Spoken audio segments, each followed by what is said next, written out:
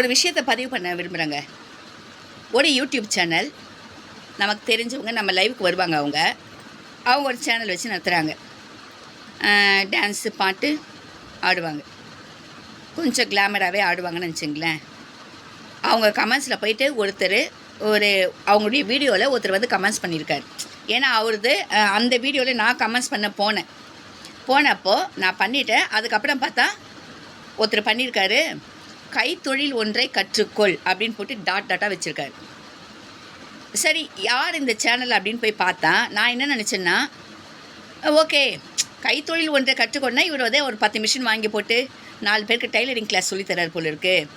இல்லை கார்பெண்டர் வேலை, இல்லை ஏசி சர்வீஸு, ஏதாவது மெக்கானிக்கல் வேலை, அப்புறம் இல்லாட்டி fridge service, washing machine service, ஏதோ ஒன்று பண்ணுறாரு. 4 பேருக்கு இவர் வந்து சொல்லிக் கொடுக்குறாரு போல இருக்குது. அந்த வீடியோ தான் இவர் போடுறாரு போல இருக்குது அப்படின்னு நினச்சேன். அதுக்கப்புறம் பார்த்திங்கன்னா அந்த யூடியூபுடைய நேமை பார்த்தா அவர் 4-5 பேருக்கு இதே கமெண்ட்ஸ் தான் போடுறாரு. சரி, நான் கொஞ்சம் ஆர்வமாக போயிட்டு அந்த சேனலை ஓப்பன் பண்ணி போய் பார்த்தா, ஆர்வமானா எப்படி, சரி யாருக்கும் ஏதோ சொல்லிக் கொடுக்குறாரு, கைத்தொழிலை சொல்லிக் கொடுக்குறாரு போல இருக்குது. இது நமக்கு தெரியும். கைத்தொழில் ஒன்றை கற்றுக்கொள், கவலை உனக்கில்லை ஒத்துக்கொள். நான் அடிக்கடிக்கு சொல்வேன், படிப்பு ஒரு பக்கம் இருந்தால் கூட சைடு வேலைன்னு ஒன்று இருக்கணும். கைத்தொழில் ஒன்று கற்று வச்சுக்கணும். ப்ளம்பர் வேலையோ, கார்பெண்டர் வேலையோ, இல்லை ஏசி மெக்கானிக்கல் வேலையோ, இல்லை வாஷிங் மிஷின் சர்வீஸ் பண்ணுறது, ஃப்ரிட்ஜு சர்வீஸ் பண்ணுறது, ஆர்ஓ சர்வீஸ் பண்ணுறது, அப்புறம் வந்து இன்வெர்டர் சர்வீஸ் பண்ணுறது, ஹீட், அந்த மாதிரி ஏதாவது ஒரு வேலையை கற்று வச்சுக்கிட்டா ஒரு நேரம் அது வந்து நம்ம கை கொடுக்கும், வருமானத்தை ஈட்டி தரும். ஏன்னா நல்ல வருமானம் அதில், சுயதொழில், அது வந்து சுயதொழில், நல்ல வருமானம். டெய்லரிங் அதை விட நல்ல வருமானம்.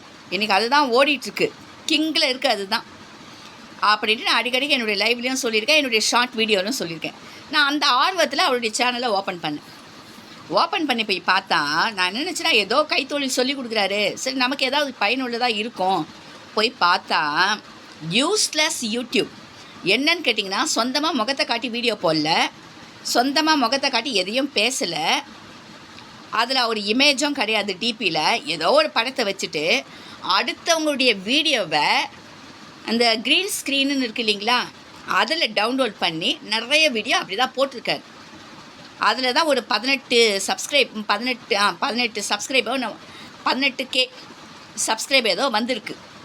சரிங்களா, இந்த வீடியோ அதாவது நான் தப்பாக சொல்கிறேன்னு நினைக்காதீங்க, இது வந்து ஒரு வகையில் திருட்டுத்தனம்.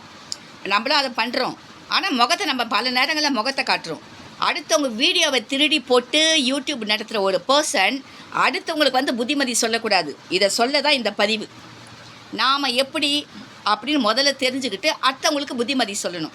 என்ன சொல்கிறீங்க இதை பற்றி?